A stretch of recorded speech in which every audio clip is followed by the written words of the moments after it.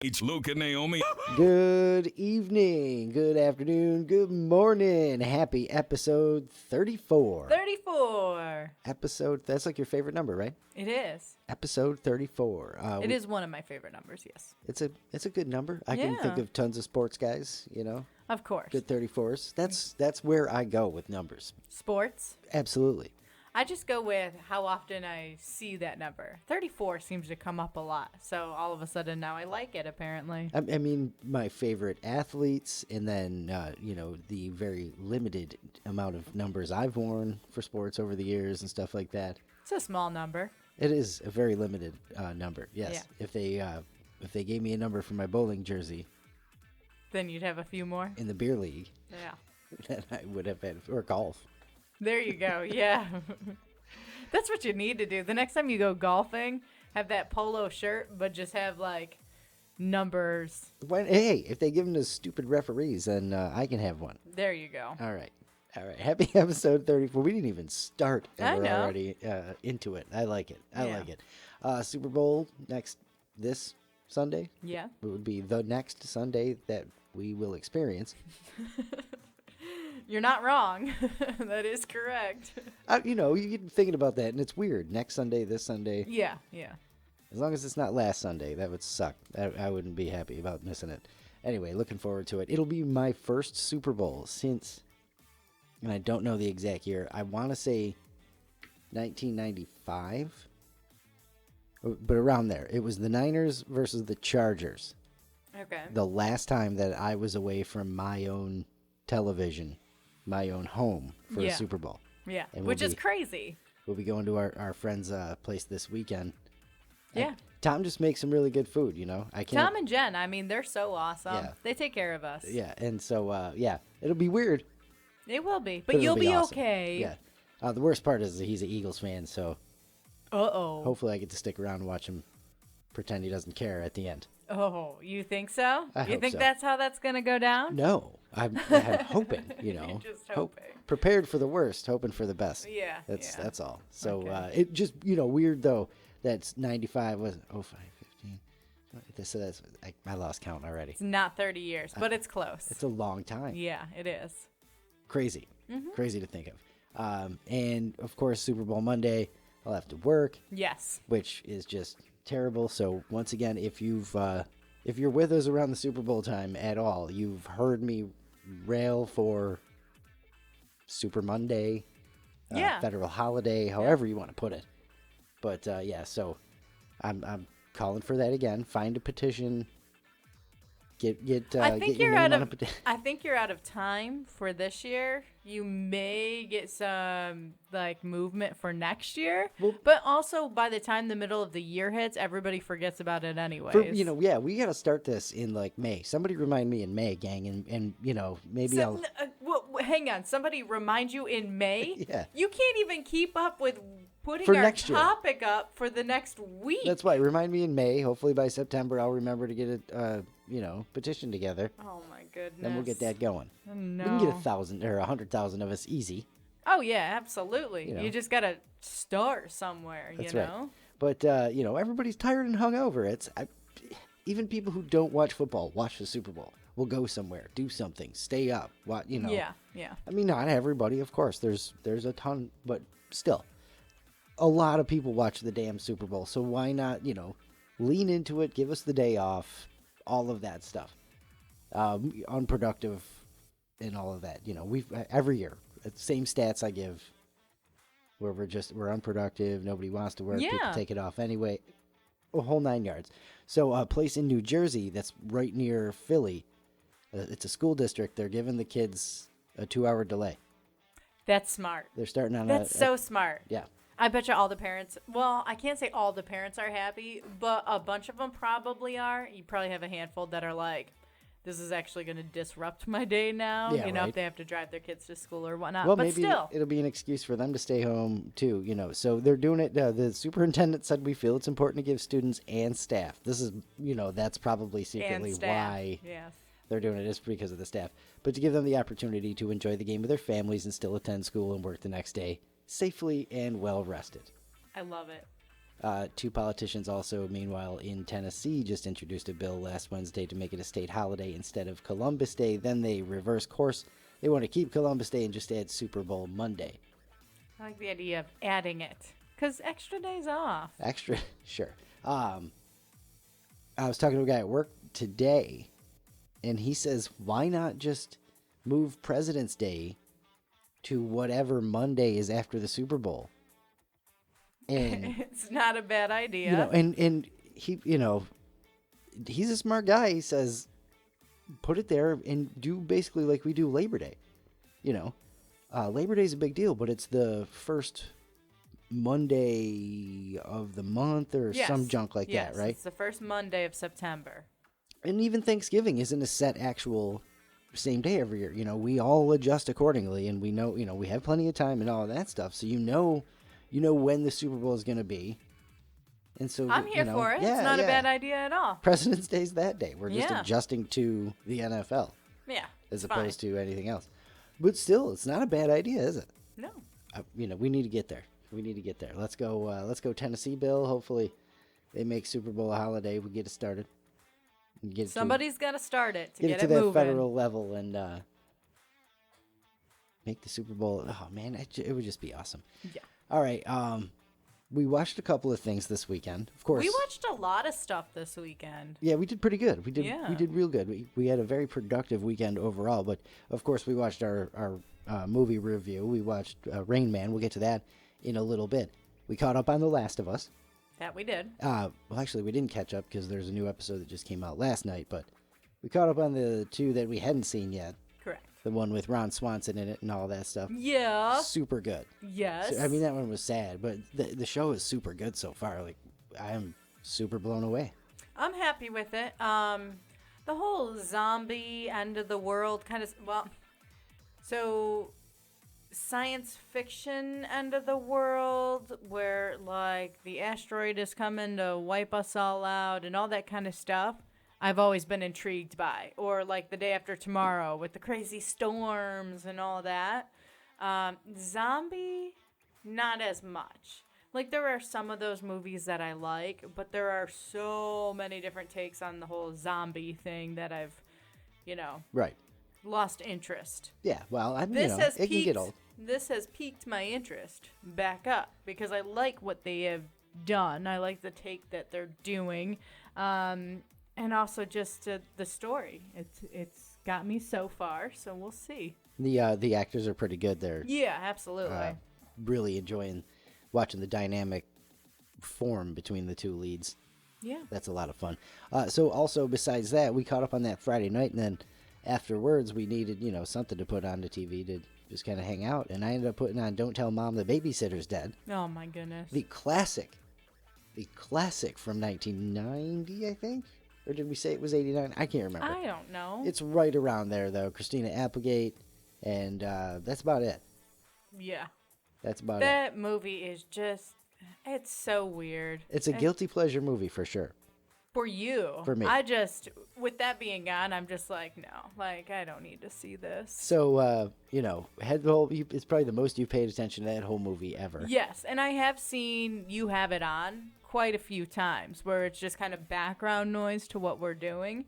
And I'll catch like a glimpse of it here or there. But this time we were actually like lounging on the couch. So I did pay attention to it more than I ever have. And I just remember by the end of it just being like, I'm done with this. I am just no. All right. So you probably don't want to run through your review questions that I keep on a list in my phone. Oh, gosh. No, not with that movie. I absolutely love dishes are done, man. The kids shooting the dishes off the roof because, that's a thing. Yeah. Very heavy on the Gen X. That and just punk rock. Kids being so misbehaving and the one kid's just a thief. Just a thief. Yes. Like, straight up just steal stuff, and that's okay. No. Yeah. And, like, nobody listens to mom while she's there. Like, why did she even get a babysitter to begin with? For real. They don't listen to you. You think they're going to listen to a babysitter? And in the end, it doesn't matter because the babysitter's dead. Just a total... Spoiler. A total ridiculous night. It's so much fun. It's just so unprobable, Yeah. Like it's not believable. Like, hey, I'm going to apply for this job and I'm not going to show anyone my driver's license or any of that kind of stuff, and all of a sudden land this great career and has no idea what she would have been fired on day one. Like, I get the idea that there are people who are shouldn't be in the position that they are in. Yeah. That they are underqualified. She didn't even know the first thing of what she was doing. She couldn't even turn on the dang computer. What do they say? Fake it till you make it. Yeah, no, she would have lost that I mean, job. getting the job without anybody looking at anything, like, that was a total, like, situation for a while in American history where it was like, oh, you're George? All right, cool, come on in. Yeah, I just, no references. No. You didn't look at Well, this she and did. go. She had references. She had just copied them from whatever book she was using. So they looked at them and was like, oh, cool. She put them down. But, and that's where I've had jobs do that to me where I put references down and didn't call them. That's the thing. I've had a few jobs call them, and then I hear about it later. Hey, I got called about somebody who was planning on hiring you or whatever. I'm like, yeah, you say anything good? Arguing the merits of the hiring practices of a fake company. I know. In a 30-year-old movie. I know. But there were so many things with that movie where I'm just like... They're great. It's so stupid. No. The whole movie. I mean, there's like 3 or 4 maybe realistic things in the movie, but other than that, no. But it's very late 80s, early 90s nostalgic, though. Very heavy on that. Oh, yes. Oh, my goodness. If you want to get a throwback to that furniture, the kitchen, the chairs in the kitchen, I'm pretty sure my mom had, or my grandmother had, or every single person I knew at the time had. I have to say, I did like how much of a mess the house was. I felt like that was really believable. Because, like, in so many movies now, it's like the kitchen is perfect and mom or dad or both make this great meal for their kids before they go to school. And it was like, that was never the case, and we all know it. Mom was either at work or still sleeping, and you just fended for yourself. They did a montage after the mother left and after the babysitter dies. So Christina Applegate's, kind of running when she's got the new job now. She gets up and they do a montage of her getting ready for work. Mm-hmm. And then all of a sudden she's talking to her siblings and it's like, what do you want for breakfast? It's like, hold on. What time is it? You've been up for 6 hours, according to this montage. Yeah. So it's just, that's just movie magic fun. But, not a big, don't tell mom the babysitter's dead fan then. No, that's definitely one I don't need to see again. Oh, you are gonna. I know.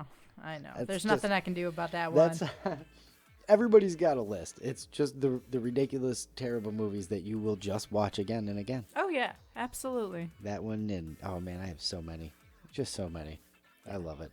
All right. We also played a little bit of the new card game. Yeah. We've been waiting to get the time. 2-person card game, one-on-one. And it's called Taco Cat, spelled backwards. That's right. From the makers of Exploding Kittens. Yes. So, it's a spin-off. And it was cool. It was a lot of fun. It's almost like it's got some backgammon elements to it. It reminds me a lot of a more advanced version of the card game War that you would play with your, brothers and sisters to just pass the time and whatnot. Like 100%. This is a lot like that, just more rules. Yeah, it's super cool, and it's all self-contained in this one very small box. You open it up, you get everything you need. Which is awesome. Yeah. Any game that does that for me already gets brownie points. Because there's nothing worse than it's like, okay, fold out this board, then you got these cards. Let's talk Monopoly, exactly. Like here's all this money. You have to have 3 different decks of cards, Yeah. 11 different set pieces, plus your game piece that you have to move around. No. Yeah, no. It all fits in this little box. You open it up, and it's all there. It's nice. We did the puzzle my mom gave us for Christmas, too. That's right. Luke's mom had a puzzle made, and it's a picture of Luke and I at a wedding, at Luke's cousin's wedding over this summer? October. It feels like summer to us. It was very hot that day, so it felt like summer. But yeah, so she had made this picture puzzle, whatnot. So we built the puzzle. Did it in an hour. It was a lot of fun. An hour and 6 minutes. That's right. And do you want to tell everyone how many pieces it was? I was going to skip right over that. But it wasn't 1,000. Let me tell you that. It was a lot smaller. 250 pieces. Yeah. So there. I feel like that's bad that it took us an hour to do it. I think it was great because we weren't like rushing to get it done. We were just focusing on doing it, I don't know. I was trying to hurry. All right, I guess that's bad then. But so we're going to get the whole puzzle glue and put that on it and frame it and all that stuff. So we'll have to put it back together. So we're going to see if we can beat 66 minutes. We'll see. We'll see. We'll get to 64. That'll be fun. Yeah. What do you think? All right. So check out Taco Cat too. If you see it on store shelves or what have you, it's a really fun game. You can, 2 people really quick. Lots of fun. I love that. Yeah. All right. Let's get on to the rando facts. Your weekly dose of Did You Know? Grammys were last night. As of today, this is Monday when we're recording. So Grammys, oh, wow. Grammys were last night. Beyonce has a career total of 88 Grammy noms, tied with Jay-Z. If you don't know, he's her husband. Yeah. I don't know why they would include that in here. I'm pretty sure most people know that. But they're tied for the most received by any artist in the history of the Grammys. I can't believe the Grammys were yesterday. And I think it's because we watch so much like streaming and all that. I remember seeing like one ad for the Grammys. Like they must not have been on NBC, I guess. I don't know. Or we didn't turn on Peacock that much. Yeah. I guess. Bonus, did you know Beyonce won 4 Grammys last night, which was enough to break the record for most wins of all time. Okay. All right. Let's see here. Did you know Pizza Hut uses 3% of all the cheese produced in the United States? I did not know that. Shout out to Leprino cheese. Yeah. Down in the in New Mexico. Yeah. We had a secret tour. Are we even allowed to mention that we toured the facility? I think you can. So very heavily guarded. It really was. Industry that cheese was secrets. Yeah, that was an awesome tour, especially on the idea of like how much we could not see. Just because they were worried about people finding out their cheese secrets. Yeah. But it was cool, and we got a bunch of free stuff, which was awesome. We got a bunch of free cheese, a bunch of That free too. candy, a couple of cutting boards, some others. It was fun. Yeah. Enjoyed it. Let's see here. Did you know there are 8 Hawaiian islands, but you can't visit 2 of them? Nope, didn't know that. One is a nature reserve that used to be a military test site, and one, according to this, is privately owned by a family that rarely allows visitors. Oh, to be that rich. Oh, I know it. No, this is my private island. But it's not just a random private island. It's a Hawaiian my private hopes island. are that it's a Hawaiian family that owns it, and it's just kind of stay over there. It's good to hope for things like that. Yeah. That's what I'm hoping for. Yeah. Let's see. Where did we go here? Did you know Jenga means to build in Swahili? No, but okay. The woman who invented the game was born in Ghana, where they speak Swahili, and came up with it when she lived there, and she wouldn't let Hasbro change the name when they bought it from her. All right. Very cool. And finally, did you know the guy who created Sherlock Holmes, Sir Arthur Conan Doyle, was friends with Harry Houdini, the famous illusionist? That's cool. It is, but they wound up hating each other after they got in a fight over whether Houdini had magical powers. But here's the twist. The fight was that Houdini said he didn't have magical powers, but Arthur Conan Doyle swore that he did. Sad to lose a friendship over that, but maybe it wasn't that strong to begin with. Yeah, I guess so. What an interesting factoid from 2 of history's more famous names. Good one to end on. That is your daily dose of Did You Know? Some random facts. Your weekly dose of Did You Know? My bad. Some random facts for your week. Threw myself right off there. Yeah, How about you did. that? All right. So our continuing journey into the world of artificial intelligence being everywhere and smart products and smart. Do you know where I'm going with this? Have you seen this headline at all? And you know how I feel about technology being everywhere and all that. So that's why I'm looking at you all crazy. So first of all, because I'm thinking of it now, I have seen, and I had a story saved that I was going to talk about weeks ago that I totally forgot. But I believe it's the people who make the Ring doorbells. Yeah. They had the Consumer Electronics Expo recently. Okay. And the people who make the Ring doorbells debuted a flying drone that patrols your house. I think we did talk about Did we talk about this? I don't remember. But I remember hearing about this. So I think that this is where we would talk about it. So it's... I'm trying to think of a good size of the thing. It doesn't matter how big or small it is. I'm not having a drone fly around my house to patrol it. I mean, no. It is. If you already have a Roomba though, and you're down with that, why not throw a camera on there and make sure? I don't know anything. Make sure anything.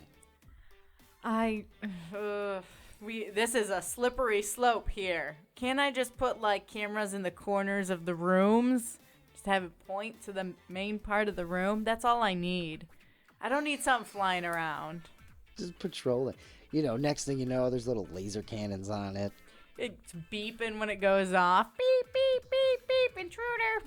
That'd be crazy. Oh my goodness. I'd be like freaking out. Follow you around like a Star Wars droid. Now I'm talking myself into it. Oh my gosh, no. It'd be awesome. Ugh. Anyway, that's the thing. But what we're talking about is one of the technologies that seems totally unnecessary if you have any sense at all. Like dishwasher technology? Yeah, probably. But it would be... I'm waffling here before I even reveal. It actually might be cool if it was mainstream and super affordable. Okay. Scientists from Penn State University have created a smart diaper.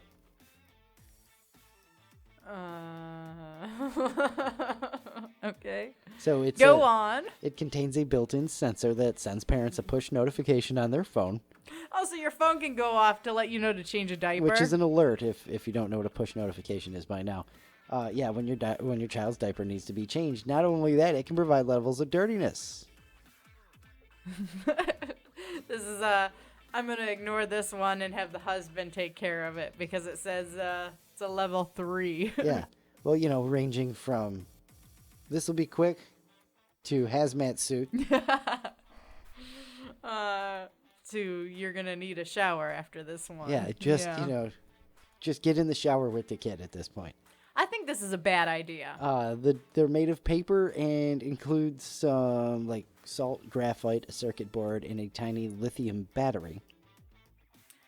Yeah, I'm definitely against this one. Once it gets wet, the graphite reacts with the liquid and sodium chloride and is absorbed by the paper. The electrons will set off a sensor. They're still in the development stage, so maybe around the time you get the floating drone, you can get the e-diapers. No. It's a part of parenting. You don't need a notification that a diaper needs to be changed. But you can smell it, first of all. The big thing you will know that the diaper needs to be changed. So to play devil's advocate, because I really do agree. Like, listen, you have to... That is your child. You have to take care of your kid. My siblings were so much younger than me that I had to change their diapers. And It's a friggin' nightmare. So everybody has to do it. You have to figure out how to check. My mom would just cram her finger in the, side of the diaper. Yeah. And go, oh, yeah, there's poop on it now. I got to change this kid. Yeah. Which is just very motherly, right? Of course. So, just... I don't know. Everybody should have to deal with that, right? But if you got somebody watching your kid and you get the alert that your kid pooped, and then they don't change it forever, then that and things like. But I mean, now we're getting to just get a nanny cam. I don't know. Yeah, no, this is a bad idea. It really nope, is. It really nope, is. Moving right along. I don't know. We don't have kids. I don't even know why we're worried about it. So. There's that. Because it's just a sign of where we're going, where we rely so much on technology for everything that we do. And I get that it's good in so many ways, but it's also really terrible. We don't need it for that. Figure out how to make poop not smell. Then you can put that technology in diapers. You're missing the mark there, I think. I guess. But that's the other. If it's expensive, if diapers are even more expensive now, like, why even bother? That, and then you've got that microchip, whatever, lithium battery and such. Yeah. So what do you put that on the next paper diaper that you have? No, it's got to be disposable or some junk. Yeah. Kid's got a battery pack now. I know. This is awful. What's he got in his head? Oh, that's the battery pack for his e-diaper. Yeah. Oh my gosh. This is where we are. All right. Well, speaking of poop, Cracker Barrel has a promotion going on right now. I don't like this. Nice segue. What are we talking about here? If you want to propose this Valentine's, anybody who wants to propose, do it at Cracker Barrel, film it, send it to them, and you could win free food for apparently a year. That's it? Well, it's $2,000. A $2,000 gift card. Because they say the average price for 2 people at Cracker Barrel is about $35. Okay. So you want $2,000? Go propose. Hey, Craig. I mean, we could just do it. They wouldn't know. I'm sure someone would do some digging. Hell, there's beforehand. a Cracker Barrel right up the road. No, I am not on board with this. See if we can get it. Not as much as I'm not on board with the e-diapers, but I'm still not on board with this either. Just no. So you have to include a caption that explains why you decided to propose a Cracker Barrel. Because you wanted a year's worth of free food. Gotta love that fried chicken. That's right. They're going to select 5 winning couples. Each will get the $2,000 gift card.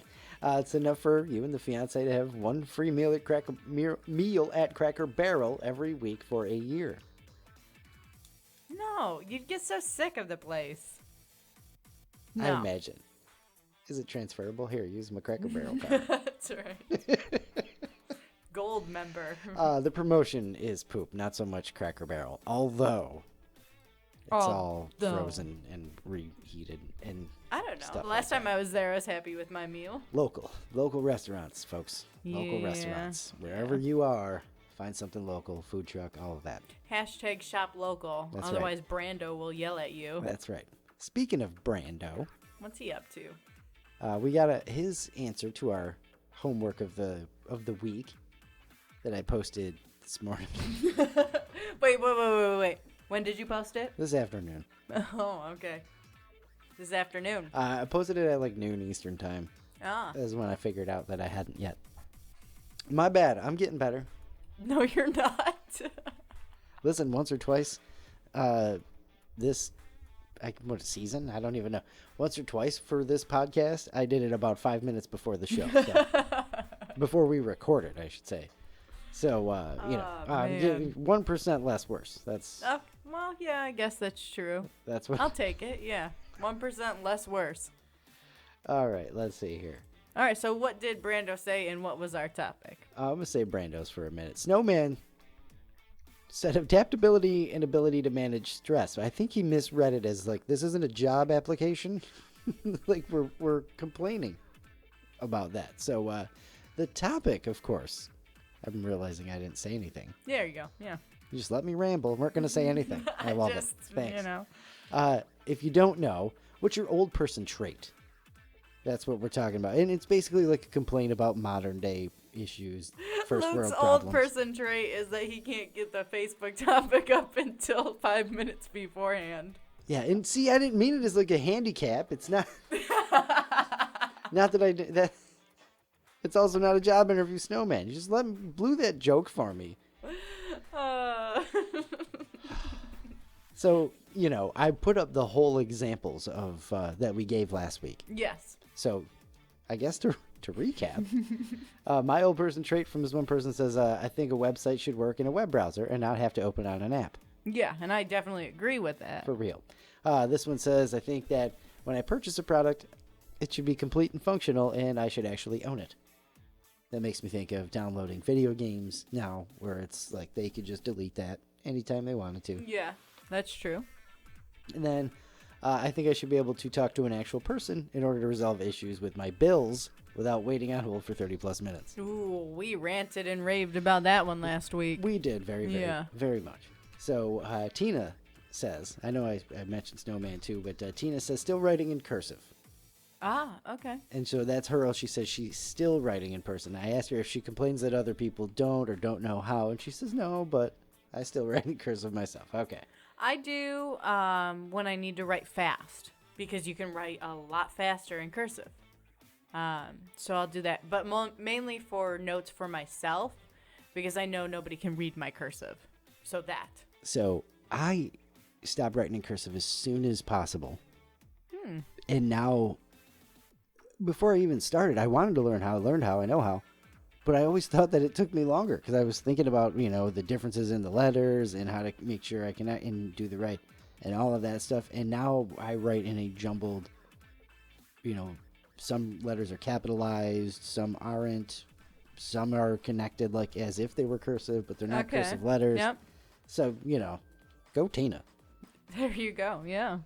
Snowman says he cares more about checking his mailbox than his email. Okay. Yeah. You're one of those, huh, Snowman? When you win a prize, I can't get a hold of you because you won't check your email. I'm not gonna. No comment. I have a couple of local listeners here in Wilmington where it's just either they won't give us an email, give us the wrong email, or just like, I don't check it. I check my email when I'm waiting for a response to something. Other than that, I check it like once a week. And then all of a sudden, like, I have an email on Monday that I didn't get back to somebody, and I'm like, oh, shoot, this is important. I'm not big on checking my email either. I don't like to. It became a habit to check it every day when we first moved to Wilmington, and we were, getting jobs and stuff like that because I was communicating through email a lot. I'll check when I'm looking for something. After that, there's just so much spam. That led to it. That led to the habit of clicking on the icon because I was doing it 3 or 4 times a day. Yeah. I just. And then from there, my job now, I have 2 email accounts that I watch constantly and all of that. So it's now, but check your damn email, Snowman. It's okay, Twice Snowman. a week. No, it's fine. Twice a week. It's fine. But then he also says if I call you and you don't answer, I will leave a voicemail. Good. That's a good one. That is a good one. Yes. Oh my goodness, how much it just drives me nuts when someone either doesn't leave a voicemail or they call and they'll leave a message but just be like, hey, it's so-and-so. Call me back at this. Like, what did you want? First of all, I'm not going into this blindly and calling you back. Yeah, I know it. Tell me why. And then I'll call you back. I'm glad you admit it, too, because that's, how a lot of people feel. Like, no, I'm not going to what do you want? Yeah. Which is why a lot of people will let you leave a message first.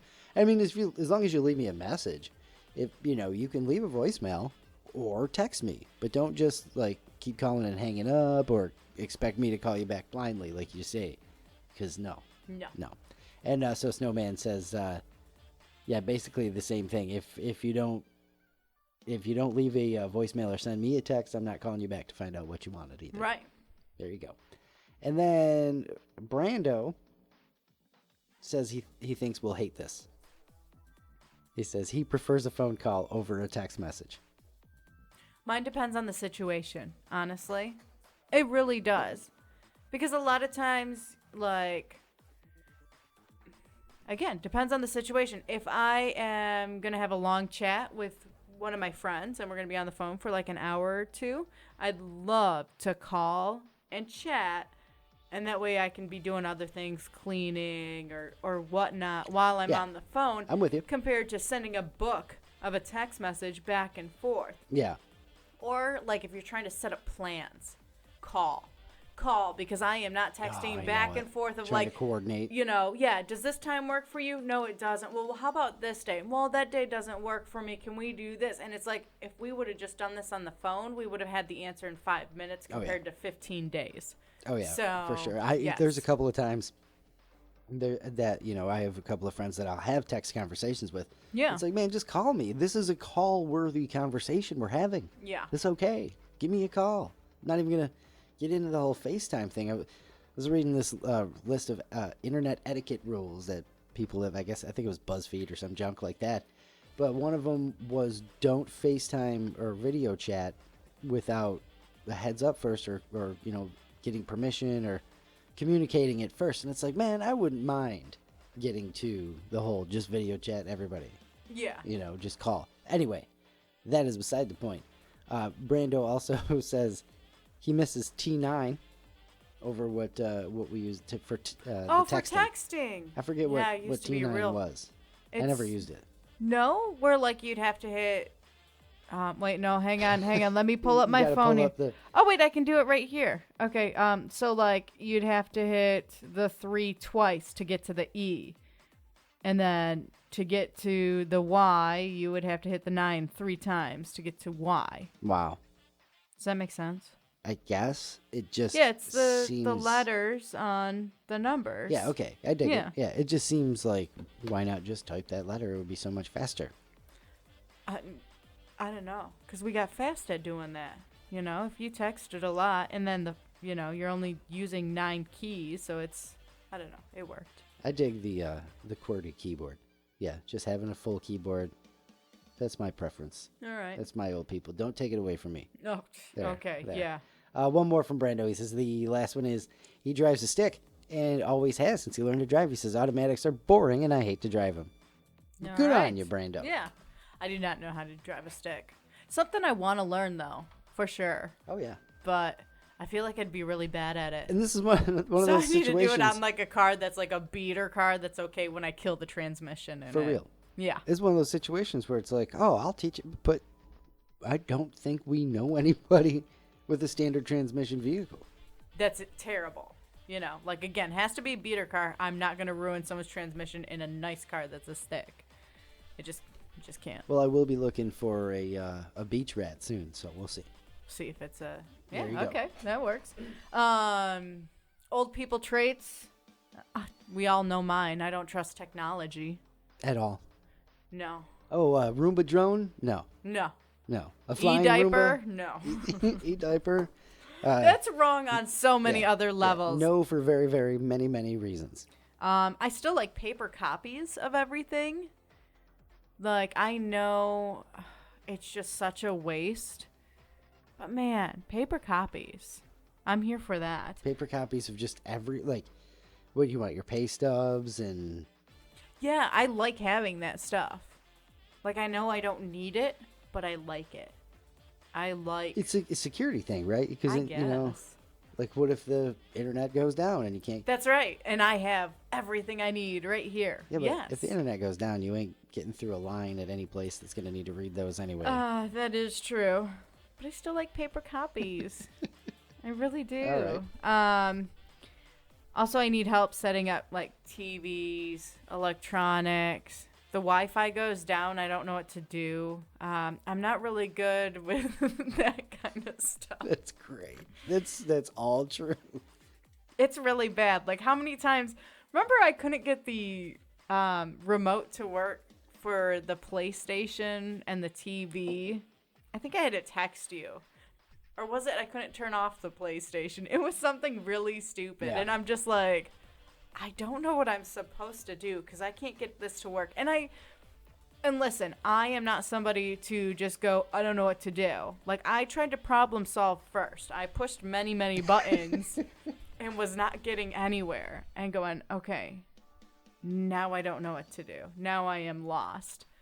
I know when I had to teach you how to screencast, you were watching a video on your phone in the living room by yourself, and I'm like, why are you not watching that on the big TV? Which that screencast tell you thing what you're is talking about. amazing. I can't believe I am really bad with technology. That's probably a big part of why I don't trust it and I don't like it, is because I don't understand it. And I'm so far behind the times already, you know? But yeah, screencasting, whatever, like, that's awesome. Whoever decided to make that happen, kudos to them. So you, yeah, definitely the technology. That's a really good one for you. Anything more? Nah, that's all the brutal, honest answers I want to That's all the give. beating you want to take? Yeah, because I feel like that's bad enough. So I have just a couple. Scrolling through anything nowadays, you get these lists of all this stuff, and so fan theories are something that's just driving me crazy. Not a fan of I fan am theories. not a fan of fan theories. They're, when they first started, it was like, the dark fan theory behind, I forget what it was, like in something old, where Peter Pan. Oh yeah, where all the kids are already dead. Yeah. Yeah. And stuff like that. So there's another one too. It doesn't even matter. But now there's a fan theory for everything. I mean, there's a fan theory for all the Marvel stuff and all this other. And it's like, I don't need the fans' theory. You know whose theory I want? The friggin' writers. Yeah. The person who is going to write the movie or comic book or TV, whatever. That's the theory that matters. Yes. Yeah. The one that matters. Thank you. I get all worked, you know? I can tell. So I'm just going to move right on from that. I am so nervous to do the Face ID thing for my phone. Why? So first of all, I don't care about using it for my phone. I want to do it because we got the new car and we've got the app for the new car. So you can start the car in the morning and check and make sure how much gas you have. You can make sure it's locked. If you forget to lock the doors, you can send that. So it's cool, except for to log in. It's like your email and a 9,000 letter and, 11,000 special character password. Yeah. It's just every morning. It's like 8 minutes to log into the damn thing and get it connected and turn the car on in our very, very cold 40 degrees in North Carolina. Listen, it was chilly. I don't care.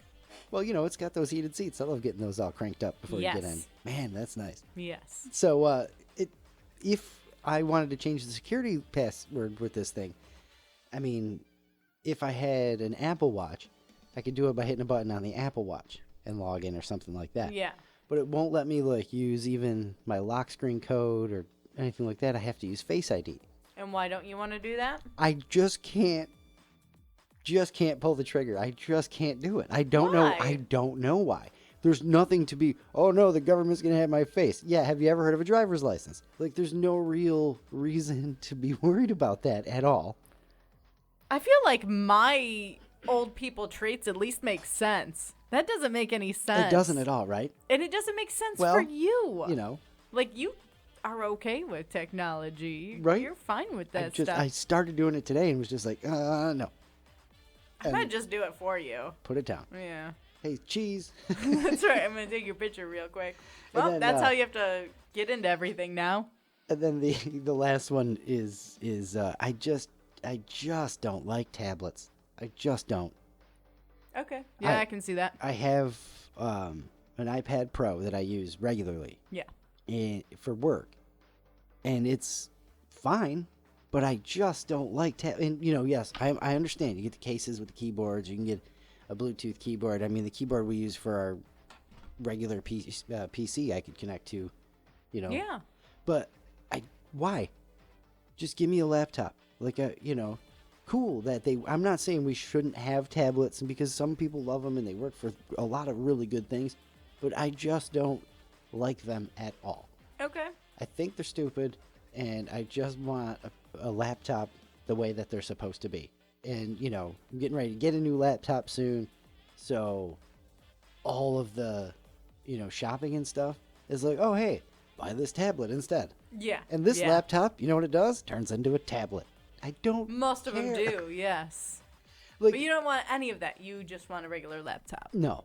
Yes, exactly. I agree. I don't want any of that. I do want, just a regular laptop, which is just, and it's just how it's shifting. The options are where there's not a lot of regular kind of laptops out there. It's nuts. Yeah. Well, I think that's the biggest thing too with how things are changing is like you can't stay stuck in your ways. Yeah, you can't.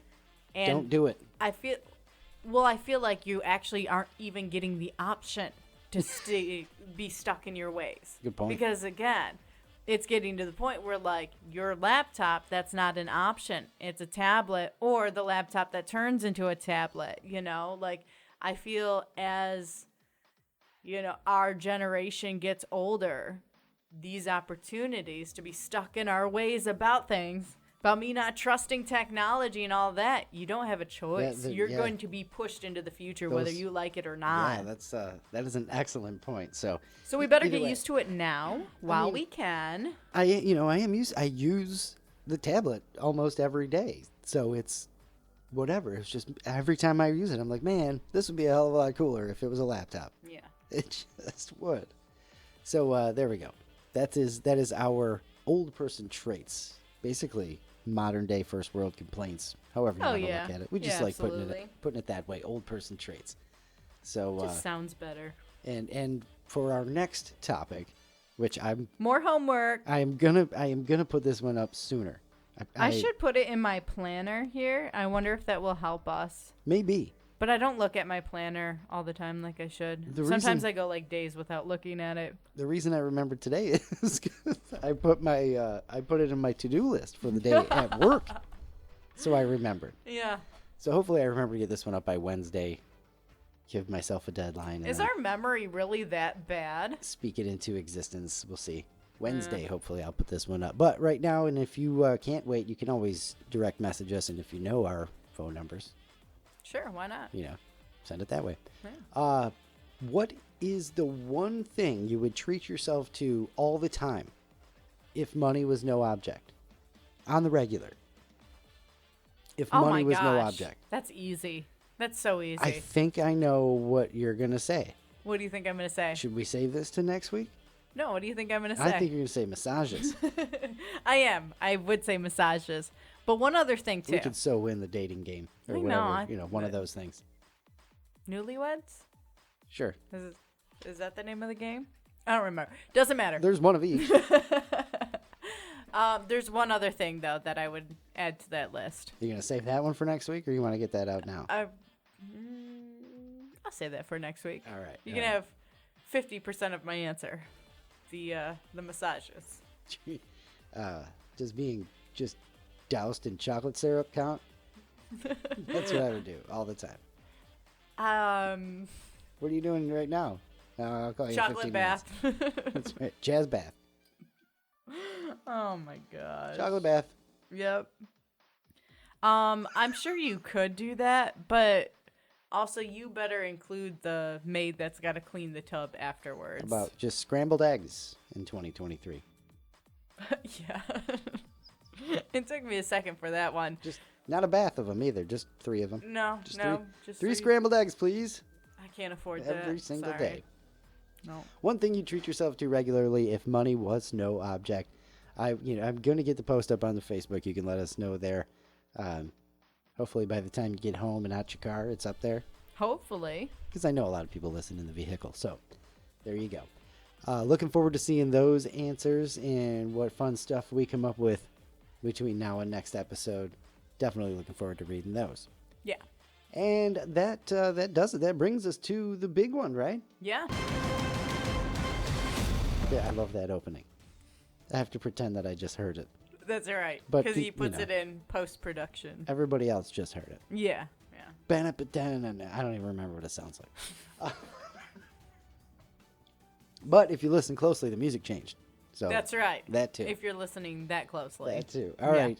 We let's go as hard goofy as we can as we go into Rain Man. Yeah. So we were actually going to watch The Green Mile. Yeah. It's drama time. We've done comedies and then we did Terminator. I like to mix it up, and depending on how I'm feeling. We were due. Yeah. Of course I would do another comedy because I think that's like my favorite genre. But you can't do 18 comedies in a row. That's just not how this works. For sure. So here is Naomi's Under a Rock review of Rain Man. Yeah. So, wasn't sure what was going on in the beginning of the movie, with Tom Cruise and 2 other people yelling on the phone, and they're angry, saying basically they're over their heads with these cars, or they're in over their heads with these cars.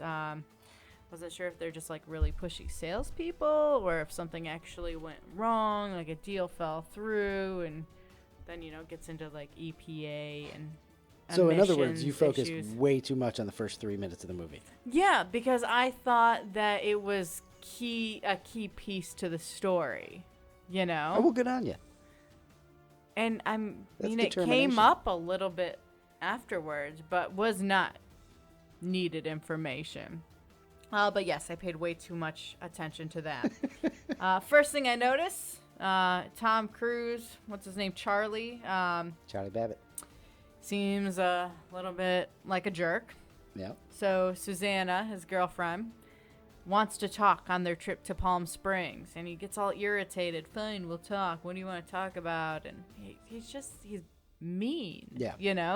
Then after the funeral, when they're talking about his dad, he's yelling like his dad was so mean to him for not letting him drive that classic car when he was 16. Yeah. He was 16. A pretty stupid mistake to make for a 16-year-old, right? Yes. Yeah. 16-year-olds are stupid. Believe me, I was 16 once. I know. And you're going to drive a classic car, and your dad's not going to let you drive a classic car, so you're going to get mad about it and then steal the car and then get mad because your dad made you sit in jail because of it.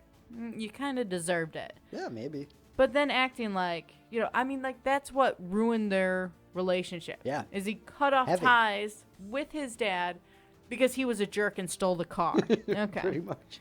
But anyways, he's yelling at Susanna and then, like, telling her to put the pictures down of him and his father. And just, I don't know. He always seems to have a lot of anger. Or seems to be in his head about things a lot. All that. The reading of the will scene. Oh, yeah. That was a little rough.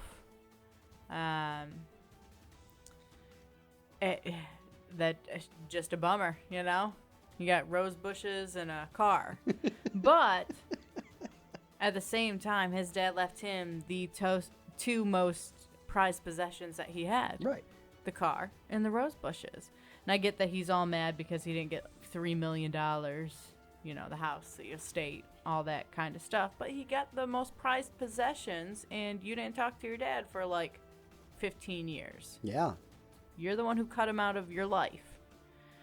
Anyway, some great writing, some great acting, I thought, throughout the movie. There were multiple times where I actually stopped and wrote just about the writing or the acting or the combination of the both. Like when he finds out that the guy is his brother at Walbrook, and he's yelling at the doctor, "Why didn't anyone tell me?" And the doctor's like, "What would you have done?" Yeah. And then there's like that pause, like he's legit thinking about what he would have done, and he just goes, "I don't know." Because he's such a jerk, he probably wouldn't have, visited him or done anything anyway. Nothing would have changed if he had known that he had a brother or not. Which is what a lot of people would have done in that situation, I think.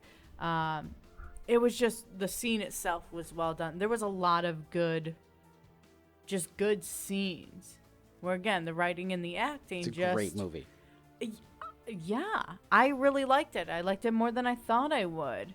I left a note here. I see the 80s music is still alive and well. Oh, yeah, 1988, I believe Rain Man was. Maybe 89, but it's definitely towards the end of the decade, but still just pumping that synthesizers. Oh, yeah, absolutely. So, we got the 80s music playing after they basically kidnapped Charlie's brother, Raymond. I love how much Raymond is so interested in everything around him. They're driving over the bridge, and he's looking down at the road, and where they go over the bridge, and it's like the car hitting the grates and all that, making that noise.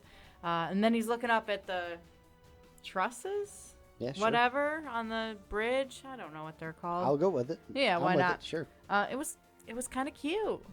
Dustin Hoffman, amazing. I don't know if he won awards for that or what, but I hope he did, because critically acclaimed, he did as great. they say. Yeah. The sex scene, that was hilarious. Oh, I know it. Susanna in the mood, moaning, all that, and then. He's mimicking her sounds. Yes. Yeah. Oh my goodness. And then he's sitting at the end of the bed. Yeah, yes. he just sits down. You don't know. Yeah. You don't know. While they're finishing up and everything. Oh my goodness. That was funny. They should have left the TV on for him. Everything would have been fine. Yeah. The fight scene that they have was a little rough but true. Susanna is right. Charlie just basically uses everyone. Sure.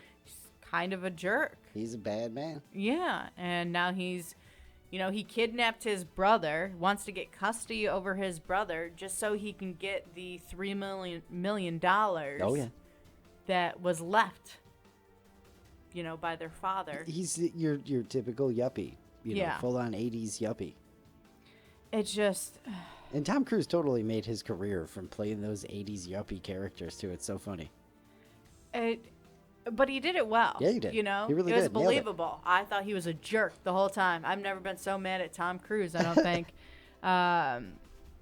But yeah, Charlie's just using everyone. He acts like a kid. He really doesn't think things through. He kidnapped his brother is going to get custody over this guy, get his $3 million. Then what? What are you going to do what's your after plan? that? Yeah. You know? You got to think of something. For real. But no, he doesn't think about those things. Again, some really good acting because I believed it. I believed it in the scene. I believed, when Susanna and Charlie are fighting, she's so mad. She gets out of the bathtub. She's soaking wet and she puts a shirt on. Yep. Like, that drove she you was right nuts, right? It did, but she was just like so mad and done and over it. She's like, I'm out of here. See ya. Goodbye. All right. So now it's, Charlie and Raymond figuring things out. We get to the toothpick scene. The toothpicks fall on the floor. The waitress dropped a box of toothpicks. Yep. And Raymond knows how many toothpicks are on the floor. 246. Yeah. Because there's 4 left in the box. Yep. It was just so awesome to finally see that because of how many times that's been done well and really bad in other things. Oh, yeah, really poorly a whole bunch of times, and I mean, just how many, you've just heard that 1,000 times. Yes, absolutely. Everywhere, yeah. I did put a note, too, about the amount of payphone scenes. Man, Charlie would have saved some time if he had a Times cell were phone different, huh? and it was the 2000s. Yeah. Yes. How many times they have to stop when they're on the road. First of all, for him to use a phone. Second of all, because, Raymond's got to watch a TV show or it's raining and they can't leave. 14 minutes to Wapner. It's just so well done. It was great. Left another note here about him being so mean to his brother. Like when Raymond doesn't want to get on the plane in that scene when they're leaving, Cincinnati? Yes. Right? And they're trying to get back to Los Angeles.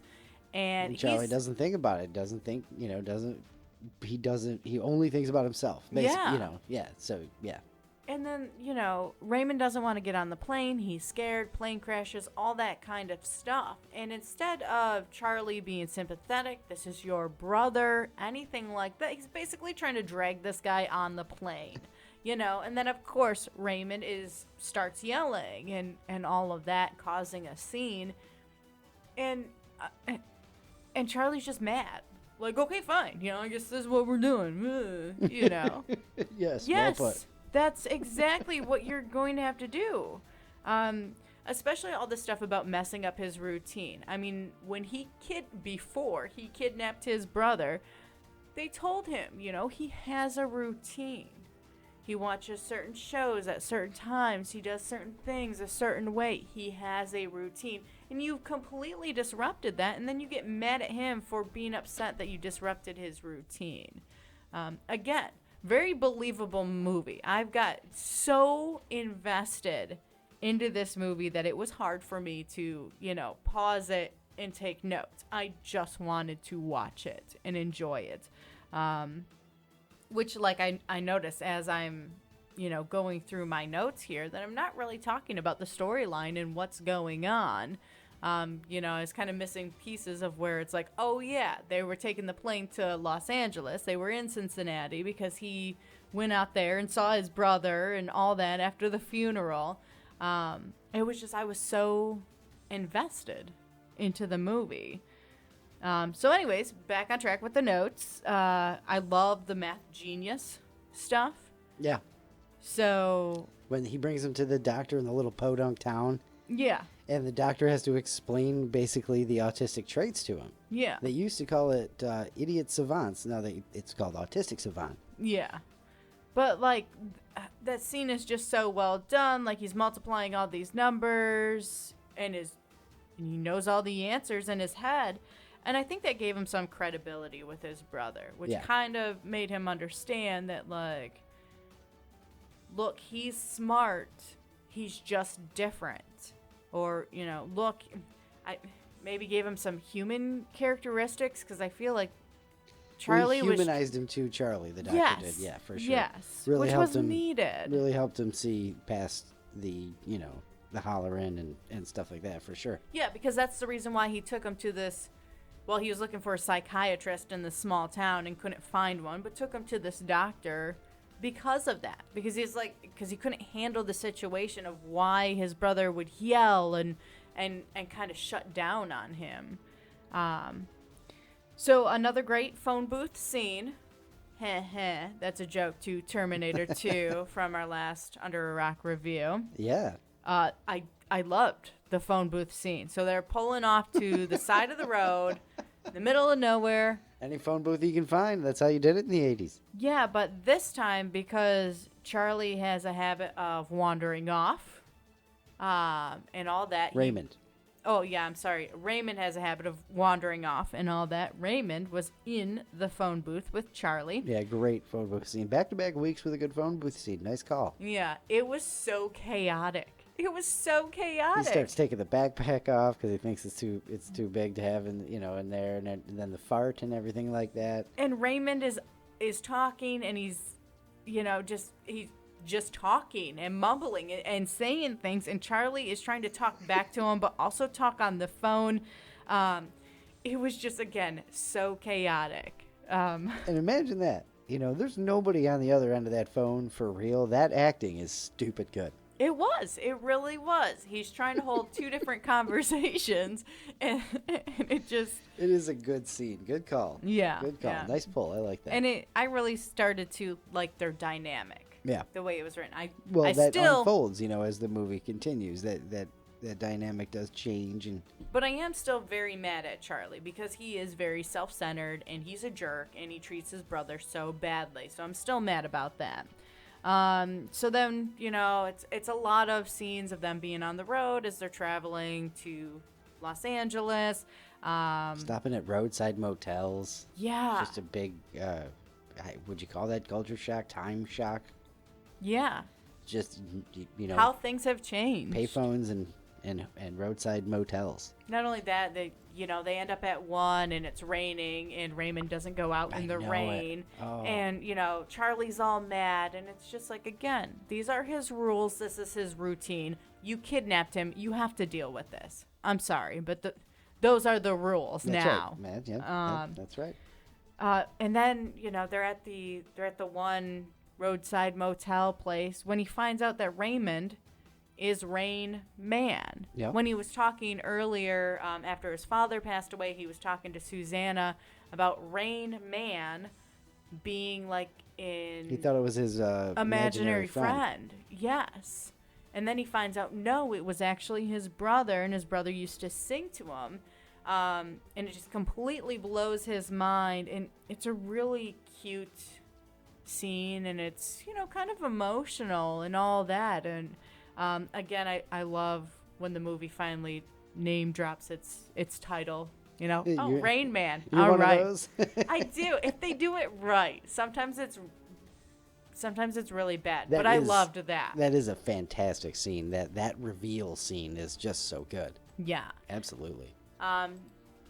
Little while after that, they go to the laundromat, and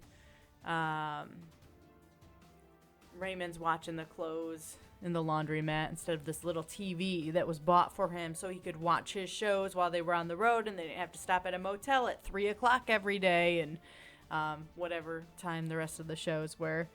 But they're in a laundromat, and before they got there, they were showing scenes of like the highway and all that, and I was like, looks like New Mexico. Yeah. And sure enough, they show the outside of the laundromat, and it's Zia coin-operated laundry.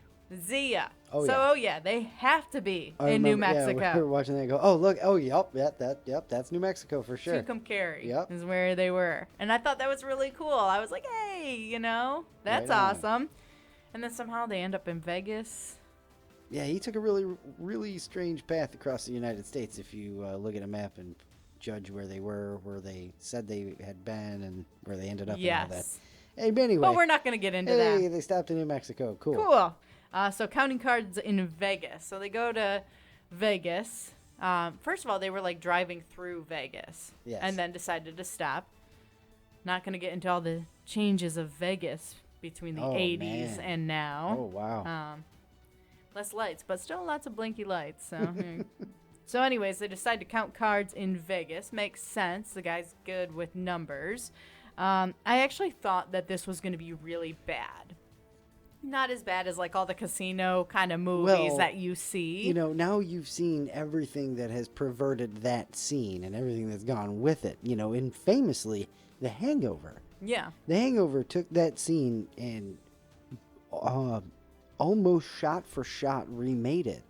And then they used the song from the opening of Rain Man in that scene. Yeah. You know, the Iko Iko, song. But, and then in The Hangover, all that insanity happens.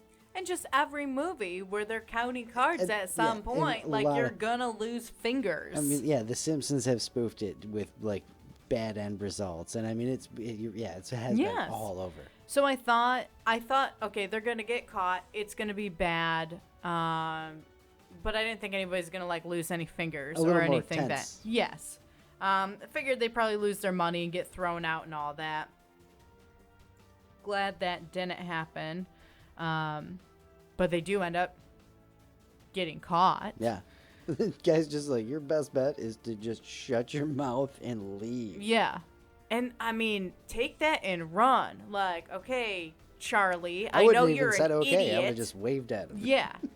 I know you're an idiot, Charlie, and you only think of yourself and don't think things through, but man, don't say anything. Well, just get out of there. He's a bottom line guy, so there you go.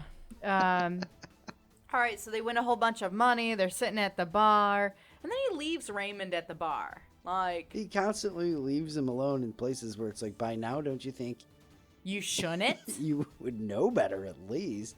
Something would click in and go, oh. This might end poorly if he's not with me. Yeah. No, never clicks in. And I even wrote, I know this isn't going to end well. Something bad is going to happen. Luckily, it wasn't too bad. The hooker, prostitute, whatever, didn't steal all their money like I thought that was going to happen. She just didn't want to go on a date with Raymond because she thought he was weird. So the scene where, in that scene where Tom Cruise, Charlie walks up and it was like, he doesn't have any money, lady. And she's like, well, let us talk. And, Raymond is going, yeah, have a little chat, Yes. Charlie's just like, okay. So, and this is the thing. So, first of all, Charlie gets up and walks away. And the hooker comes by and sits down. And then Charlie comes back. So, luckily he came back, and was then in the vicinity of what was going on. So that was good, that he at least didn't wander off too far for too long. But I figured he was going to, because that's what he's been doing this entire time. It's a really leaving funny... Raymond to fend for himself. It's a really funny scene. I think it's completely unnecessary in the movie. At this point, we know that keeps happening. You just said it. Yeah. It's just a very 80s scene. Oh, by the way, did you know there's hookers in Vegas? Yeah. Yeah. But, I mean, I feel like it was slightly needed, because, I don't know. I feel like... the whole date thing falls through. He thinks he's going to go on a date with her at 10 o'clock, and she's obviously not interested because he can't read social cues and understand what just happened. And then that gives Raymond and Susanna, when she comes to Las Vegas. I was going to say Los Angeles. When she comes to Las Vegas to kind of meet up with Charlie and, smooth things over, get back together kind of thing. It gives Susanna and Raymond a chance to have, like, their moment, and they slow dance in the elevator, and because it does end a lot better than it could have, for sure. Yeah, so the scene probably wasn't needed, but it, added a little bit to the story, but it was it was kind of sad that he didn't go on the date and all that. But again, Charlie showed him how to dance, so he got to dance with Susanna in the elevator and share a kiss. And it was wet, Did you like it? It was wet. Yeah. Which came up later when he's talking to the doctors and all that. So it was sad as we're getting towards the end of the movie and everything. They're sitting in that conference room with the doctor and whoever the other guy was. So it's Charlie, Raymond, the doctor, and I don't know if it's just someone. He was like a mediator, but also a doctor type situation. Yeah. Yeah, when Well, they they're were basically just telling Charlie that he's wrong, and he was taking it well, because he had to. and the whole thing was just, it kind of came into light everything. It helped Charlie understand where Raymond was mentally, to help Charlie understand that he could not basically care for Raymond. Yeah. And all that, but it's just the way it unfolded was kind of sad. Yeah, And totally. to be hit in the face with that, Yeah, they beat him over that with like, look, man, sorry, we know that you got close to him. We know you started to pay attention to his routine. We know you think you want to do this, but the thing is it's just not gonna happen. Yeah, I feel like too. Just clobbered him with it. I feel like as much as Charlie grew a relationship with his brother, and that meant so much to him. I feel like you could still feel the pull of money there too, where it's just like, yes, this is my brother, but also I'm the sure. money. I'm sure. Yeah, of course. But again, it's really sad. Raymond doesn't quite understand what's going on when they finally make it to Los Angeles, and they're having this meeting because, again, Charlie wants custody of Raymond, and this court hearing is basically to determine if that's even a possibility, isn't it? Something like that's that. the whole point. But at this point, we already know from Raymond's doctor guy, who was the friend of the father and all that stuff, that it's like, I'm in charge of the money, brother. Like, yeah. So at this point, it's sort of like an ego trip for Charlie at all, which is why the whole scene is like the bummer of the movie. Yeah. But yeah, so they're sitting in that conference room, doctor, whoever the mediator was, all that, asking Raymond all these questions. And it was kind of cute when they're asking about, what did you do this week? And he was talking about the travel and all of that. Yeah, for sure. And just some of his answers. Yeah, counting cards. Okay. Yeah. I'm a good driver. Yeah. All those scenes. But then they were saying, he kept saying yeah to every question. Because that's what he does. Do you want to stay with your brother? Yeah. Do you want to go back to Walbrook? Yeah. And they kept going back and forth, and he just kept saying yeah, where you understand that he doesn't understand. And then the fighting in that scene was awesome because, it had gotten really tense, obviously. Charlie feels so strongly one way, and the mediator's just trying to explain things to him, and they're both like talking over each other, and then they talk louder over each other. Like, whoever choreographed that scene did such a great job. Because a lot of that fight was really scenes, good acting, really writing, acting. It was really well done. well, a lot of fight scenes, and it's one of those stupid things that pull me out of movies so fast, is because people will end their sentence on a specific word, and then the other person will start talking as if they cut them off, but no, you didn't. Yeah. This was so chaotic where I can't understand what one person is saying because I'm hearing what the other person was saying, which is what happens when people fight.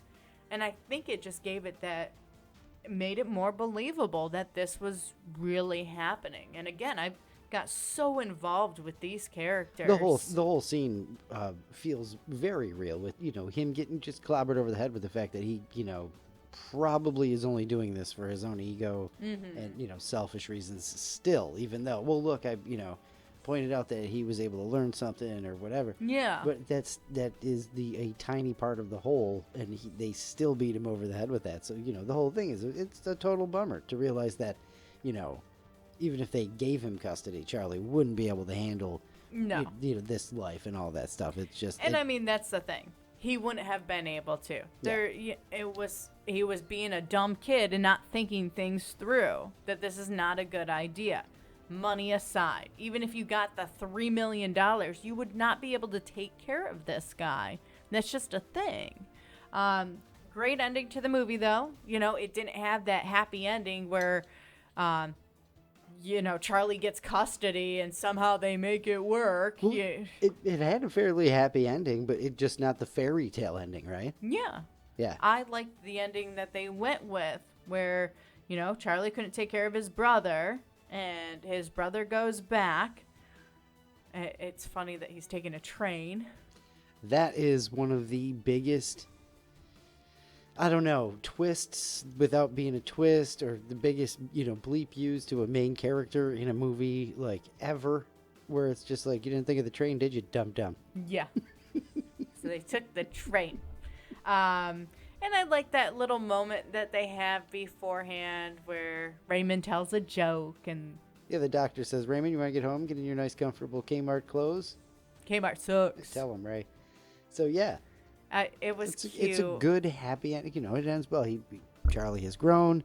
Raymond is going to be safe and well cared for and all of that stuff. But I like the way you said it. And they It wasn't didn't a total the car. fairy tale ending, because it wasn't.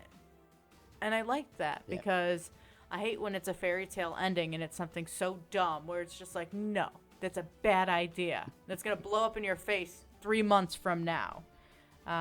So yeah, that's my review. Hopefully I went over the storyline well enough. Again, I feel like I got so involved in the characters and all that. Like, I'm not writing these notes as to tell you about the movie. I'm hoping that you have already seen the movie, because otherwise it's not going to make a lot of sense, I guess. All right.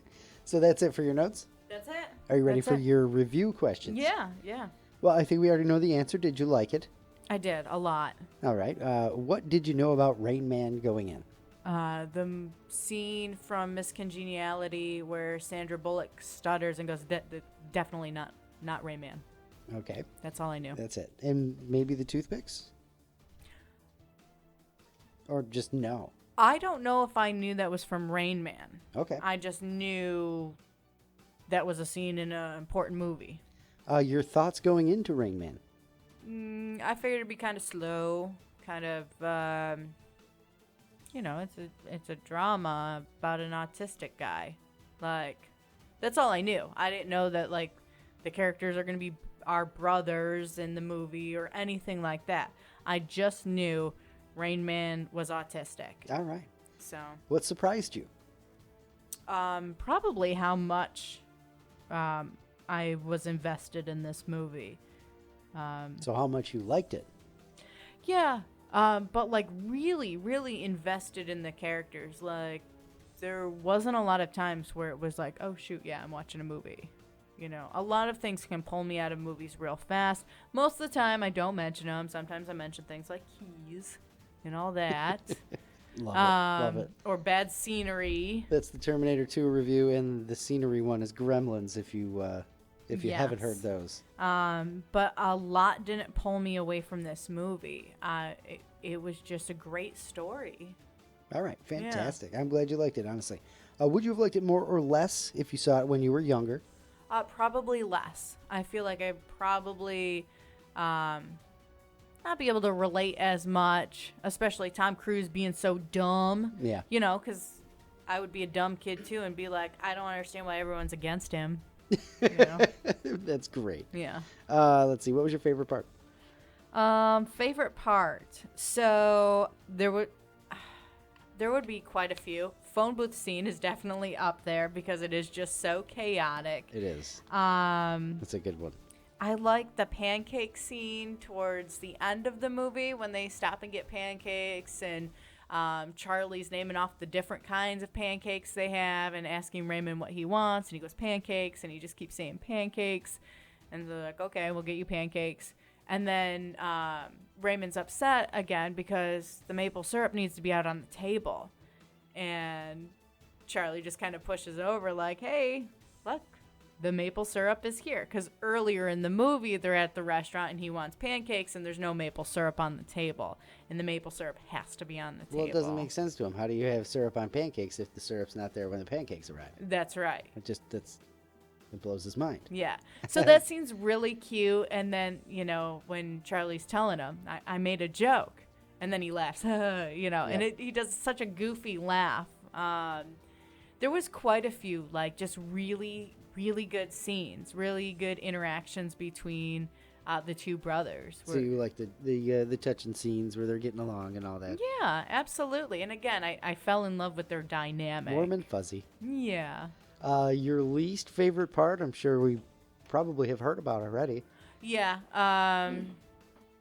Well, honestly, the fight scene where Susanna gets up, like, again, it's really well done. She gets out of the tub, whatever, and puts a T-shirt on while she's, not a T-shirt, it's like a button-up shirt while she's still wet. And it was just like, that's got to be uncomfortable. Just thinking about putting clothes on when you're sopping wet is very uncomfortable. Okay. But also, again, anytime that Charlie was mean or just didn't understand what Raymond was doing. So his stupidity, his yuppiness. Yeah, meatheadedness. I hated that. All right. Let's see. Would you recommend Rain Man to someone else who hasn't seen it? Yeah, everyone should see it. Good. Would you watch it again? Oh, yeah, I would. Would you stop and watch it if it's on TV? Probably. All right. And are you happy you watched it? Absolutely. All right. Yeah, this was another way up there for movies that we've done that stick out, that it's just surprising me how much I loved it. Again, I thought it was going to be like a drama, kind of slow story where it's like, yeah, I liked it. It was good, but I loved this movie. Rain Man is a really, really good one. Well, thank you for sitting and watching Rain Man. And thank you for your review. And thanks, everyone, for listening to our latest Under a Rock review. That was Naomi's thoughts on her first watch of Rain Man. Pretty cool. I really want to know, too, other people who have saw Rain Man, if they had the same kind of reaction to seeing that. If they, think it's one of those great movies, too, and, It's an awesome movie. It really helped bring autism into a lot of people. Like, many people hadn't heard of that before. Yeah. It pointed, some fingers at some sort of abuses that happened to people who with special needs and things like that. Yeah. So, it had some pretty positive effects there, too. Aside from being a really damn good movie about relationships. It's a great story. And all of that stuff. So, yeah, definitely. Glad you liked it, for sure. Yeah. I'm looking forward to the next movie this weekend. Heck yeah. So, that will be episode 35. Yeah. And you'll find out pretty much when we do what movie we're going to review for that. That's right. Are you ready for your thought of the day? Thought of the day, thought of the day. It's your thought of the day, thought of the day. Was that a snap I heard in there? I think I snapped at some point. I liked it. Got a little jazzy there. Well, I can't do jazz hands if I'm snapping, so there's a conundrum. Just the snap. The snap works. I don't know. Let me know if you like the snap. All right. It is surprising that orange juice is traditionally a morning drink, considering how incompatible it is with toothpaste. Yeah, it is, right? But orange juice is for breakfast. Yeah, and then brush your teeth after breakfast. Yeah, it's Why fine. would you brush your teeth before breakfast? Well, I mean, it just still. It is surprising, though. Yeah. So you know what? Save it for later. Mix it with vodka. You're good to go. There you go. Boom. That's fine. Yes. All Call right. it an orange vod juice cup. Office joke there. Yep. Yes. Luke, you're going to leave us with a laugh. I'm going to do my best. Thanks again to Brian for the 100 greatest dad jokes of all time. This one I know we've done before, but I don't care. It is a classic. How many tickles does it take to make an octopus laugh? We did do this one before. Go ahead. 10 tickles. Yeah. Yes. And why are skeletons so calm? I don't know. Because nothing gets under their skin. Oh, come on. That's Very, very weird. Good. Very, very good. Love them. Yeah. Love the dad jokes. Love you all for listening to 34 episodes of Luke and Naomi on air. Whoop. If you have not listened to all 34 episodes of Luke and Naomi on air, you can find them anywhere you find your podcasts, of course. Apple, Google, Spotify, YouTube, the rest of them coming soon, and Amazon, of course.